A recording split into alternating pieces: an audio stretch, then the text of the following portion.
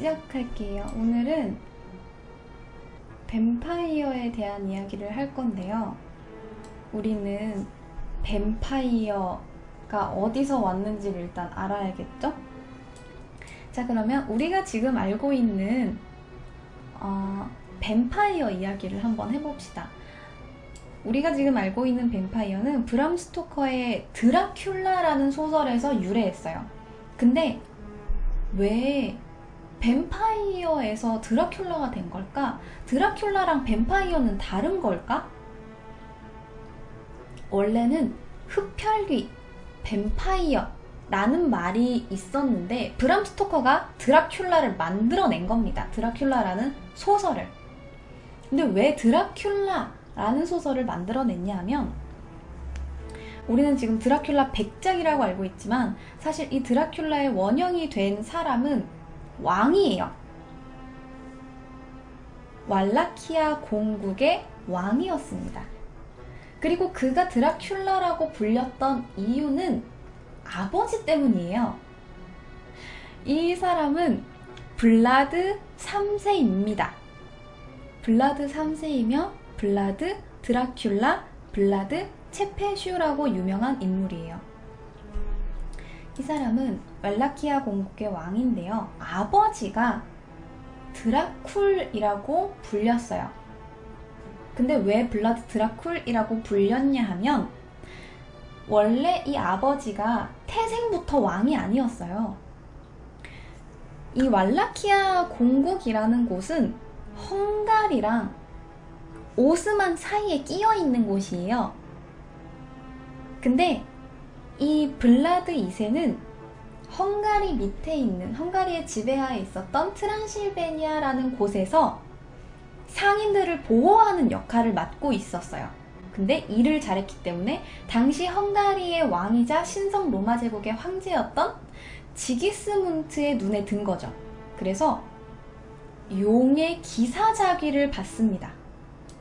그리고 이후 그는 왈라키아 공국의 왕위에 오르게 되었고, 자기가 왈라키아 왕이잖아요. 그래서 동전을 만드는데 그 동전에다가 날개 달린 용 모양을 넣어서 발행을 했고요. 새로 짓는 교회에도 용 모양을 넣어서 건축을 하도록 합니다. 때문에 이 용 문양이 차츰차츰 이 왈라키아 공국의 상징처럼 됐고요. 국민들은 블라드 2세를 블라드 드라쿨이라고 부르기 시작했어요. 드라쿨이라는 건 용이라는 뜻이에요. 그러면 드라큘라는 어디서 나왔느냐? 드라쿨레아가 원래 말입니다. 드라쿨레아. 그건 무슨 말이냐면 용의 아들이란 뜻이에요. 그래서 아버지 드라쿨, 아들 드라쿨레아, 이렇게 된 거죠. 그게 드라큘라의 원형입니다. 근데 이 블라드 3세는 공식 문서에 서명할 때도 블라드 드라쿨레아라고 적을 정도로 본인의 그 드라쿨레아라는 이름을 상당히 마음에 들어 했대요. 자, 그리고 이 블라드 3세의 별명, 또 다른 별명인 블라드 체페슈는 루마니아어로 가시, 꼬챙이라는 되게 뾰족한 물건을 가리킬 때 쓰는 말이에요. 근데 이런 별명을 얻게 된 건 죄인이나 전쟁 포로 등을 꼬챙이에 꽂아서 죽이는 잔인한 사용 방법을 사용했기 때문이에요. 꼬챙이를 준비해요. 꼬챙이를 준비한 다음에 사람을 이렇게 심장을 콱 하고 찔러요. 그 다음에 장대를 이렇게 들어 올립니다. 그러면 사람이 여기 꽂힌 채로 이렇게 올라가겠죠. 그러면 심장에 꽂혀서 여기 위에서 점점점 죽어가는 겁니다. 사람들을 이렇게 죽였어요. 꼬챙이에 꽂아서. 물론 이건 금방 죽을 수 있는 그나마 좀 젠틀한 방법이었고요. 좀 더 천천히 고통스럽게 죽이고 싶다 할 때는 꼬챙이의 반대쪽을 씁니다. 그러면 이쪽은 뭉툭할 거 아니에요. 그 뭉툭한 쪽에다가 기름을 막 발라요. 그런 다음에 다리 벌려 들어간다. 이래가지고 항문에다가, 직장에다가 빡 하고 꽂아요. 그런 다음에 이걸 이렇게 들어 올립니다. 그러면 천천히 내려오면서 속에서 다 파열되면서 한 이틀 정도에 걸쳐서 사람이 죽는데요. 그런 방법을 쓰기도 했습니다. 때문에 블라드가 블라드 체페슈라고 불리게 된 거죠. 자, 그렇다면 이 블라드라는 사람은 도대체 왜 이렇게까지 잔혹한 짓을 벌인 걸까요? 이 사람이 사이코패스이기 때문일까요? 이 사람이 그냥 막 정신이 나가서 나는 피가 너무 좋아, 야, 다 죽여버리자 라고 한 걸까요? 정신병자인 걸까요? 자, 이야기는 그가 아주 어렸을 때로 돌아갑니다. 1431년 2월 블라드가 태어났을 때는 이 루마니아가 상당히 혼란스러운 때였어요. 당시 왈라키아, 루마니아는 헝가리와 오스만 제국 사이에 끼어있는 공국이었고 뭐 군사적으로도 뭐 어떻게 내세울 거 하나 없는 그런 작은 나라였어요.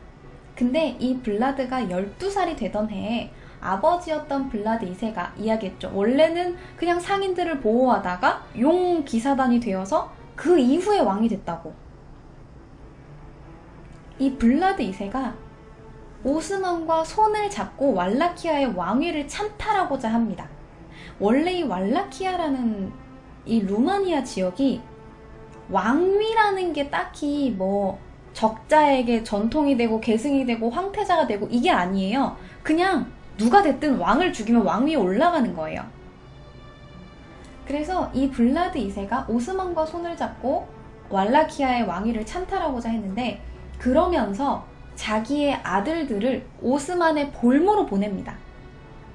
그랬기 때문에 이 블라드는 어렸을 때부터 자기보다 한 살 어렸던 오스만의 왕자와 당시 오스만의 왕에게 엄청나게 희롱당하고 뭐 하나 잘못하면 감옥에 가는 등 감금 생활을 하기도 했어요.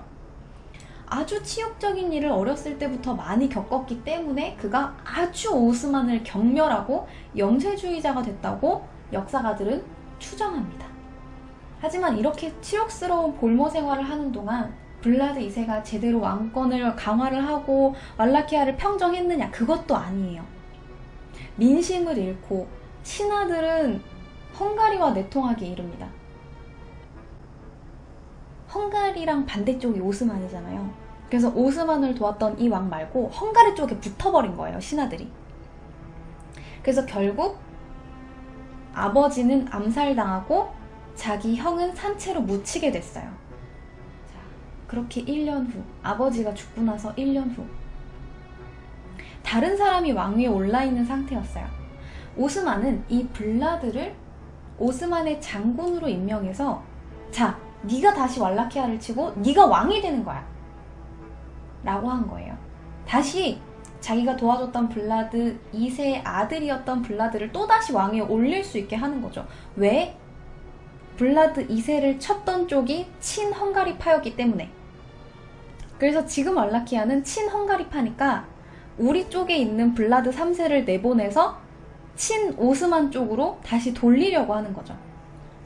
그렇게 이 블라드 3세는 17살에 왈라키아에 쳐들어가서 왕이 됐고요. 겨우 17살에 왕이 되었던 이 블라드는 살아남기 위해서 공포정치를 펼치기 시작합니다. 그래서 역사상 가장 잔혹한 통치자임과 동시에 왈라키아 백성들에게는 영웅으로 남게 된 블라드 3세가 탄생하게 됩니다. 근데 왕으로서 백성들을 상당히 잘 챙겼고 뭐 성을 많이 축조했거든요. 그래서 후대에도 이 성을 가만히 놔두고 증축해서 지금도 남아있는 성이 있고요.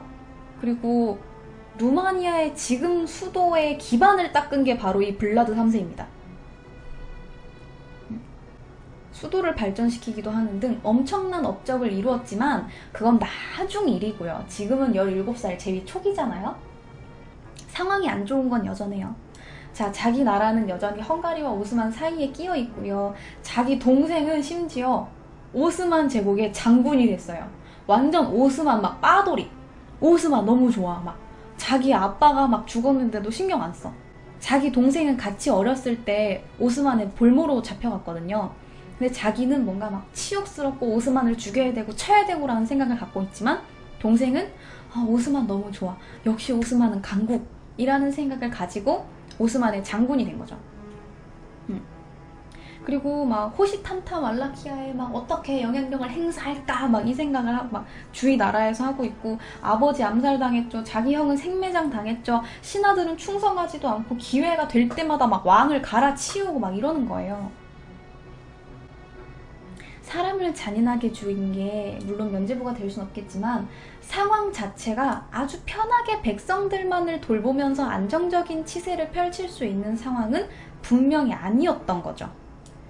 자, 그래서 뭐 자기는 막 나중에 왕위에 올라가고 나서도 귀족들 때문에 쫓겨나기도 하고, 왕인데 쫓겨나기도 하고, 막 아버지 죽인 원수 때문에 피신을 하기도 하고 엄청난 우여곡절을 많이 겪었어요.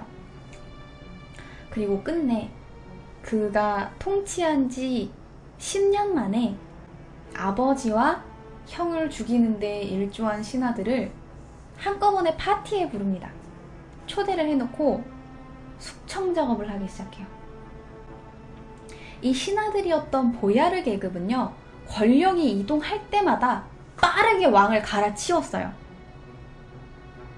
그래서 블라드가 이 신하들을 모아놓고 이야기합니다. 너네들 지난 50년 동안 모신 왕들 이름 차례대로 다 대봐. 니네 몇 명이나 왕을 섬겼는지 기억은 하니? 이랬는데 신하들이 아무도 대답을 못하는 거예요. 너무 자주 갈아치웠으니까 왕을 기억을 못하는 거야. 자, 그래서 블라드는 늙고 병든 사람들은 그 자리에서 말뚝형으로 죽여버렸습니다. 말뚝에 꽂힌 사람의 수가 500명이 넘었다고 해요. 자, 그리고 젊은 사람들은 어떻게 했을까요? 젊은 사람들은 64km를 끌고 갑니다. 그리고 산 꼭대기에 있는 요새를 건설하는 데에다가 다 써요. 그 귀족의 재산을 몰수하고 그 귀족의 가족들을 전부 다 그냥 성을 만드는 데 다 쓴 거예요. 노동력으로.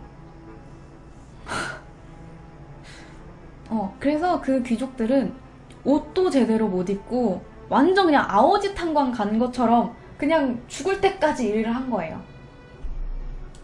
귀족들이 정말 노예처럼 일을 하다 죽었고요. 마침내 성이 다 완성됐는데 살아있는 노예들은 꼬챙이에 꽂아서 죽여버립니다. 정말 자기를 배반한 사람들을 남겨두지 않고 싸그리 다 죽여버렸어요. 자, 그리고 같은 해 오스만에서 왈라키아에 사신을 보냅니다. 사신을 보내서 야, 이제 너도 이제 기반을 좀 닦았고 조공할 때 되지 않았니? 좀 뭐 좀 줘봐. 이렇게 사신을 보내요. 근데 당시에 사신들이 터번을 쓰고 있었거든요. 이렇게 머리에 모자를 쓰고 있는 거예요. 근데 블라드가 보기에는 매우 좋지 않았더라.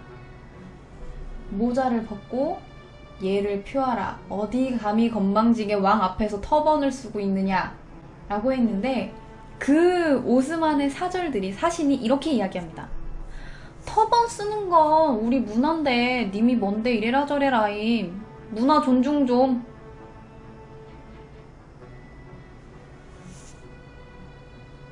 블라드 앞에서 이렇게 이야기했어요. 그러니까 블라드가 어떻게 했을까요? 아, 그래? 아, 야, 미안하다. 야, 니네 문화가 그런지 몰랐다, 야. 야, 그러면 그 터번 안 벗어도 돼. 벗지 마. 영원히 못 벗게 해줄게.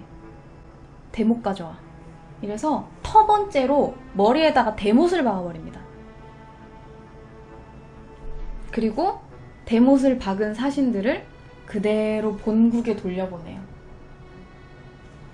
그러자 분노한 오스만의 왕이 대군을 일으켜서 이놈의 왈라키아 다 죽여버릴 거야 라고 하고 싶었는데, 마침 헝가리 때문에, 헝가리의 견제 때문에 어쩔 수 없이 대군은 못 보내고 1000명의 기마군을 보내서 블라드를 암살하려고 합니다. 야, 기마군 1000명을 암살하는 데 보내요. 자, 근데 이 소식을 들은 블라드는 어떻게 했을까요? 블라드는 군대를 매복시켜요. 그리고 사삭사삭 한 명씩 썰어요. 김하군을 모두 죽여버린 뒤에 장대에 꽂아서 길거리에 세워둡니다. 본보기로 보아라 라고. 블라드는 정면 공격은 패배의 지름길이라고 생각했어요. 말 그대로 이기기 위해서는 수단과 방법을 가리지 않고 승리하는 법을 찾아냈어요.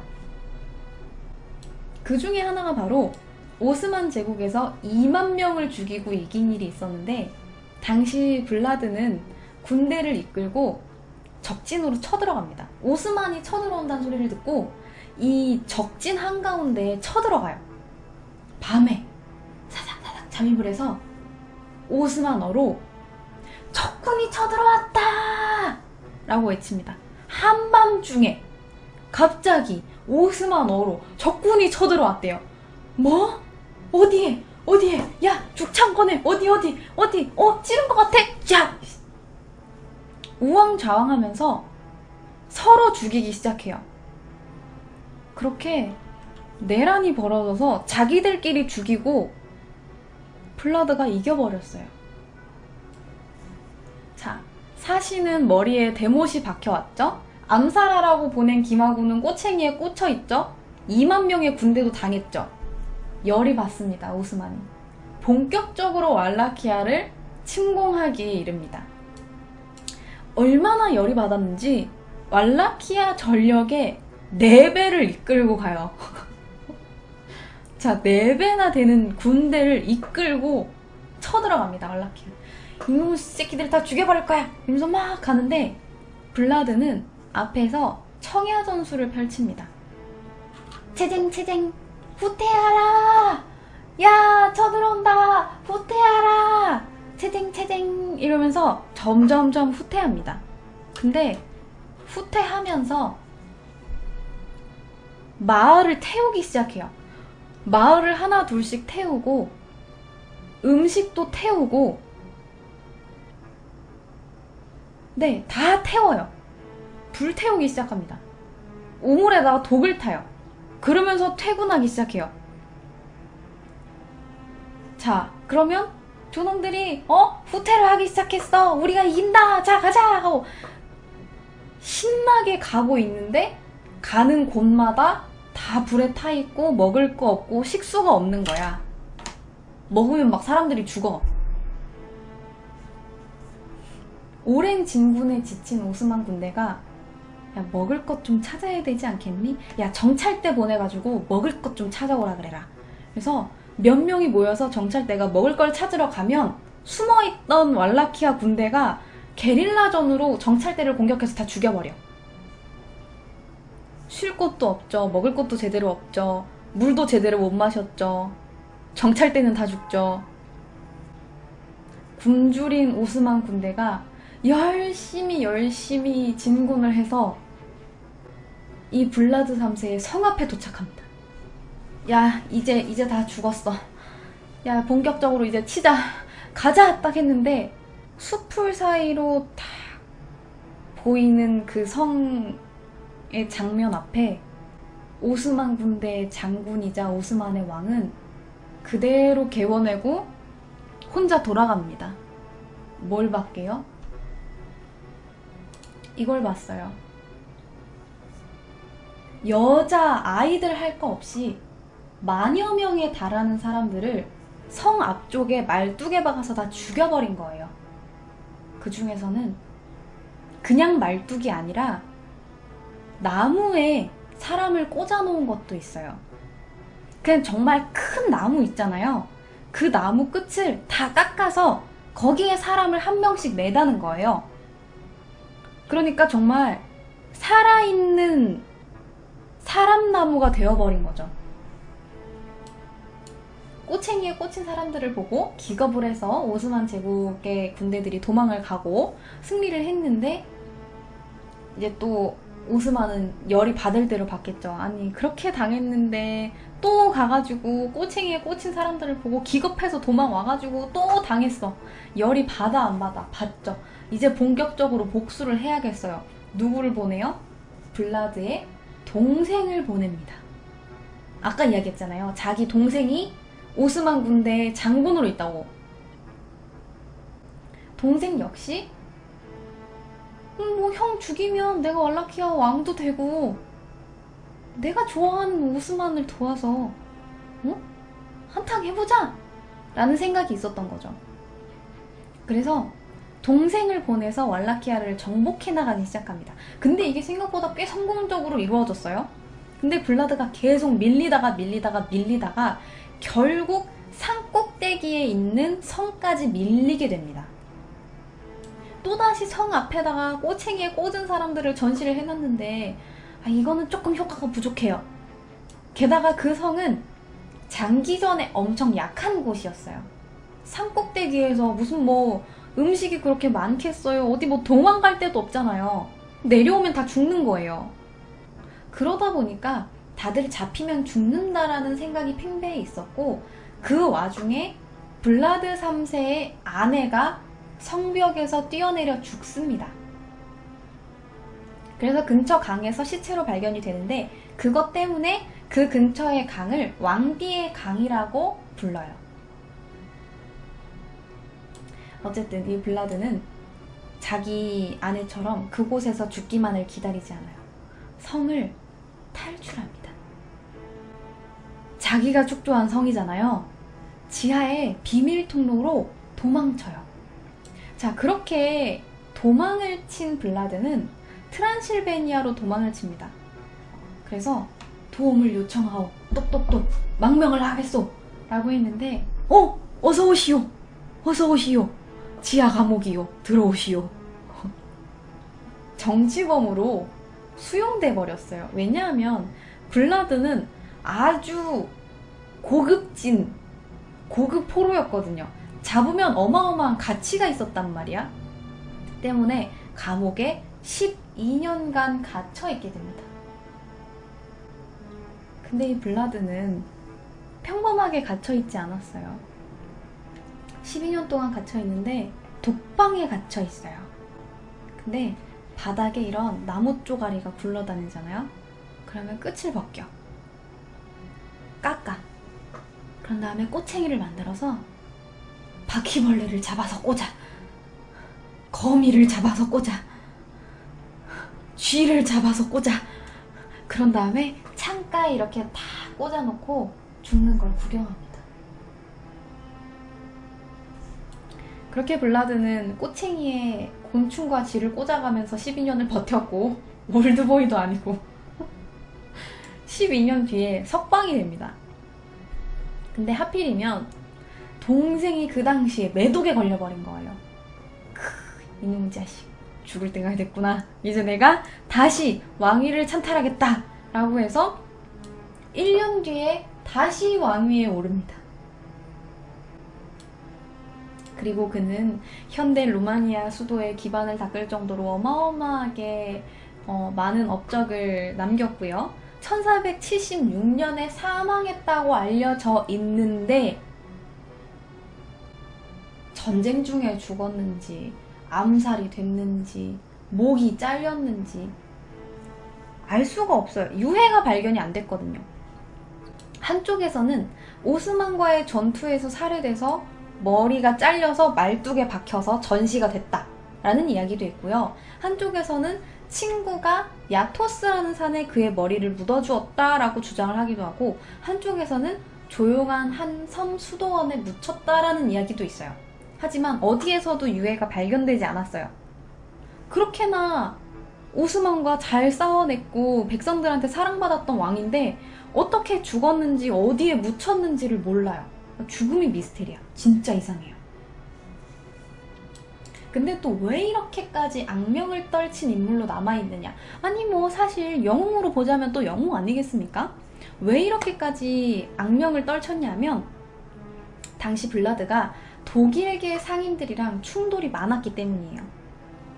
이 루마니아 내에서는 독일계 상인들이 밀매, 무관세, 막 그런 뒷거래 같은 방법으로 엄청난 부를 축적을 했고, 상대적으로 루마니아의 일반 백성들이 삶이 피폐해지기 시작합니다.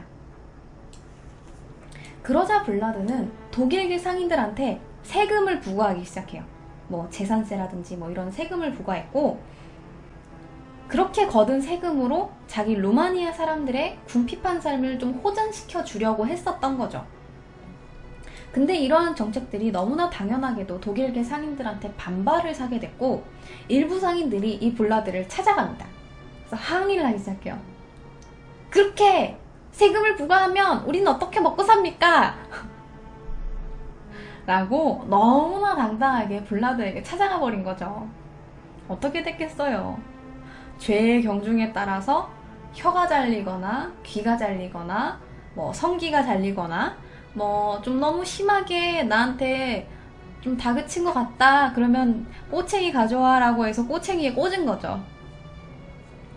자, 그래서 이러한 일이 있었기 때문에 400여 명에 달했던 이 독일계 상인들이 블라드를 아주 사악한 악마로 표현을 하게 되었고, 뱀파이어 관련된 소설을 쓰기 위해서 뱀파이어의 원형이었던 이 동유럽 쪽에 왔던 아일랜드 출신의 영국 소설가 브람 스토커가 이 이야기를 듣게 된 거죠. 아주 악마 같은 잔인한 영주가 살았다. 그는 꼬챙이에 사람을 꽂아 죽였고 피를 보는 것을 즐겼다 라는 이야기를 듣고, 오호, 이거 참신한데? 라고 생각을 해서 여기에 영감을 받아서 드라큘라라는 소설을 쓰게 된 거죠. 그렇게 이 소설이 미국 전역에 널리 퍼져나가게 되고 세계적으로 알려지게 되고 영화로도 나오고, 그렇게 우리가 알고 있는 아주 매력적인 드라큘라가 탄생하게 된 겁니다. 자, 그러면 드라큘라, 이 뱀파이어를 그 전에 유행시킨 사람은 누구였을까요? 이 뱀파이어와 함께 유명한 프랑켄슈타인, 늑대인간 등의 이야기가 나오는 이 당시의 문학을 고딕 문학이라고 불러요. 이거는 18세기에서 19세기쯤에 유행을 했는데요.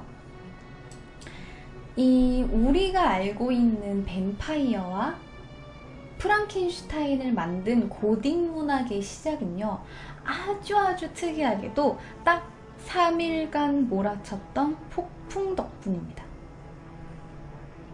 1816년 6월, 당시에 유명했던 시인 바이런 경은요, 자기의 주치의와 함께 여기저기 유럽을 여행 다니기 시작했어요. 유럽 여기저기를 여행하다가 제네바 호수 옆에 있는 별장에 머무르게 돼요. 빌라 디오다티라는 이름을 가진 별장에서 바이런은 낭만주의 시인이었던 퍼시픽 라는 사람과 작가 메리, 그리고 메리 고드윈의 이복 동생이었던 클레어 클레몬트, 그리고 자기의 주치의였던 존 폴리돌이라는 사람과 함께 즐거운 여름 한때를 보냈죠. 자, 여러분들, 여름에 호수 근처에 별장에서 노는 거야. 얼마나 좋겠어 라고 생각을 했겠죠. 근데 폭풍우가 미친듯이 불어닥치기 시작합니다. 별장에 어두침침한데 별장에 이렇게 여름밤에 있어. 비는 부슬부슬 오고. 할 일 없는 여름밤엔 뭐예요? 역시 무서운 이야기가 짱이죠. 그래서 4명이서 모여서 무서운 이야기를 하기 시작합니다.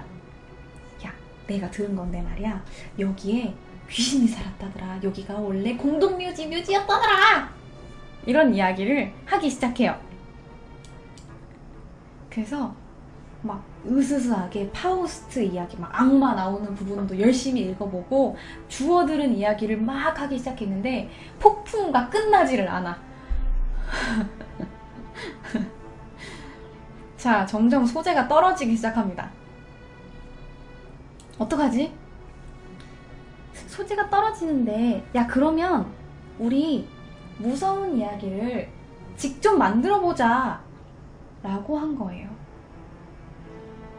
무서운 이야기를 한 명씩 지어내기 시작합니다.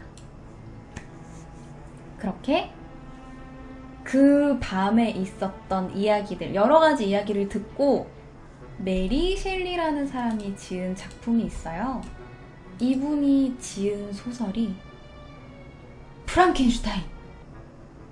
여기에서 프랑켄슈타인이 탄생했어요. 자, 그리고 바이런의 주치의 존 폴리돌이라는 사람이 지은 이야기가 바로 뱀파이어예요. 그래서 원래는 뱀파이어라는 이야기가 있었어. 원래 흡혈귀 이야기는 있었는데 그 전에 흡혈귀는 막 무슨 대머리에 막 진짜 시체가 부패한 것 마냥 흐흐흐흐흐 하면서 막 흙 뚝뚝 떨어지는 기괴한 모습의 흡혈귀였다면 존 폴리도리가 만들어낸 뱀파이어는 얄쌍한 얼굴에 붉은 입술에 정장을 딱 갖춰있고 들어가도 되겠습니까 마담 하는 그런 되게 매력적인 뱀파이어가 돼버린 거죠. 그래서 요 당시에 존 폴리도리가 뱀파이어 소설을 썼고요. 존 폴리도리라는 이름으로 소설을 내보내진 않았어요. 바이런의 이름을 따서 소설을 출판을 했기 때문에 엄청나게 유명해져 버린 거죠. 그래서 지금 우리가 알고 있는 뱀파이어가 탄생하게 된 겁니다.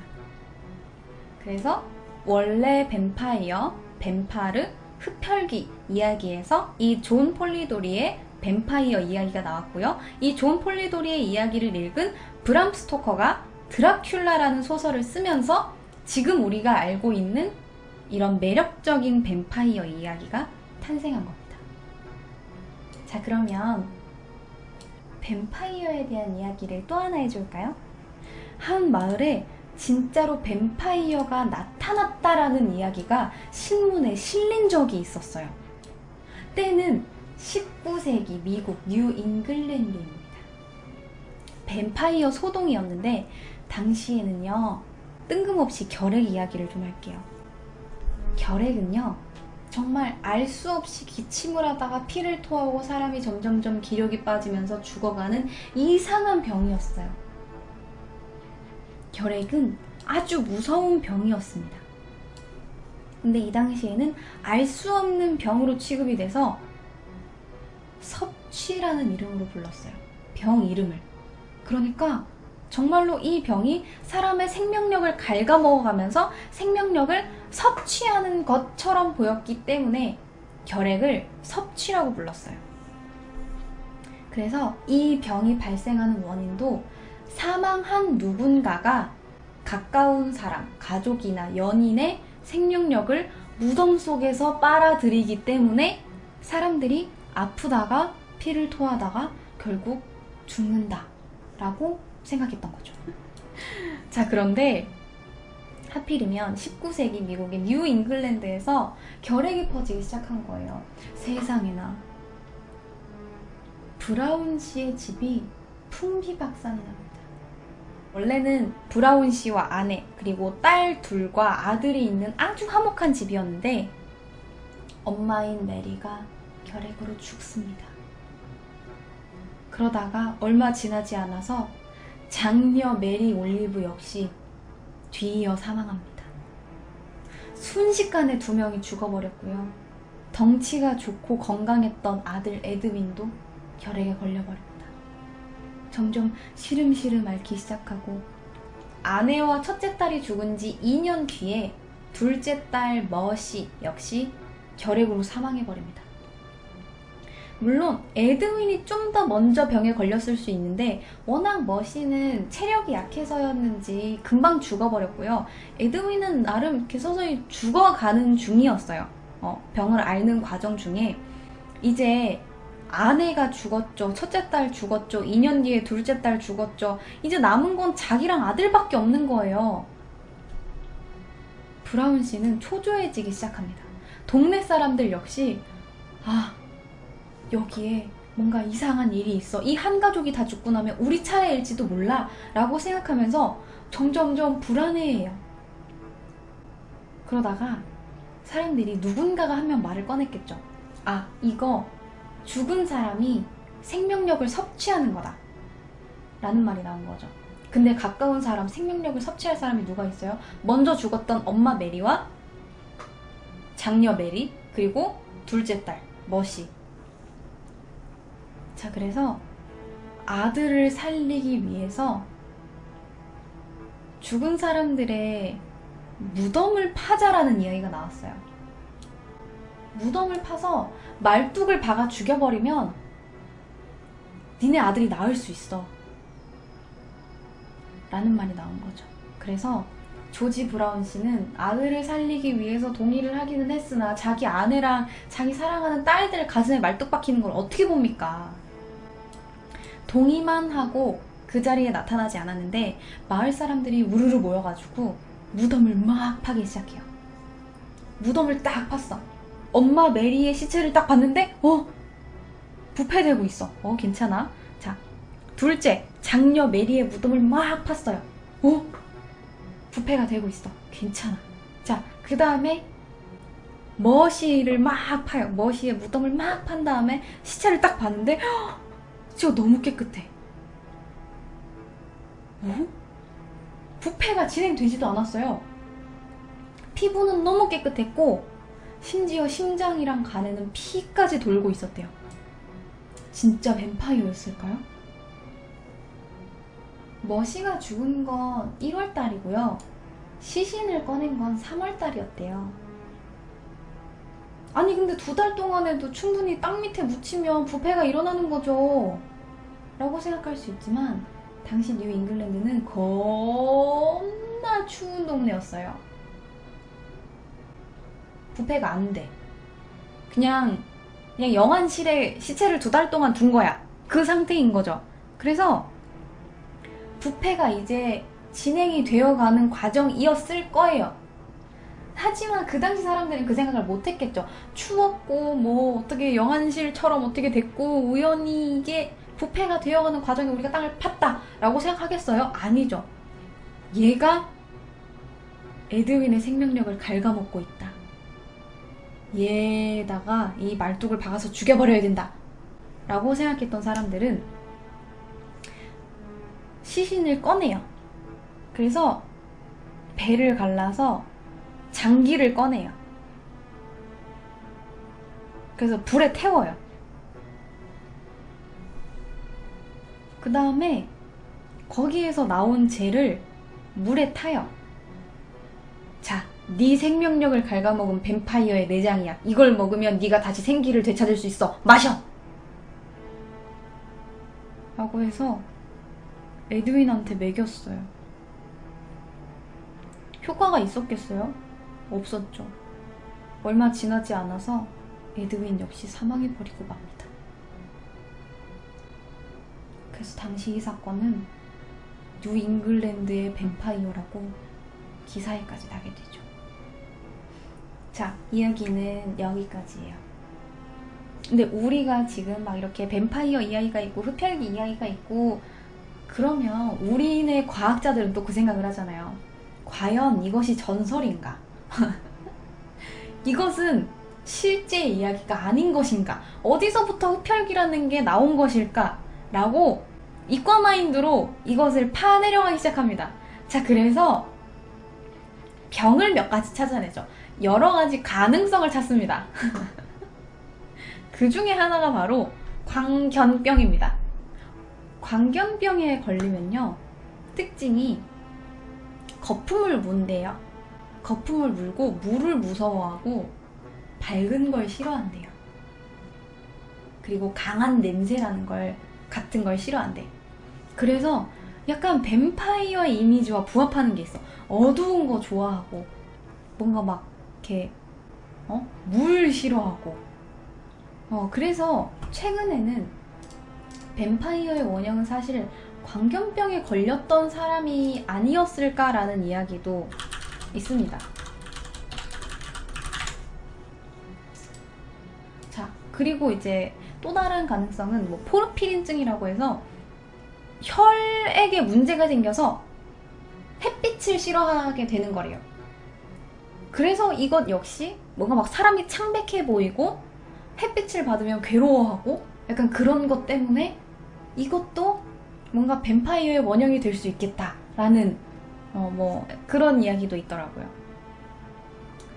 병으로도 그렇게 된다고 합니다. 그래서 뭐 포르피린증을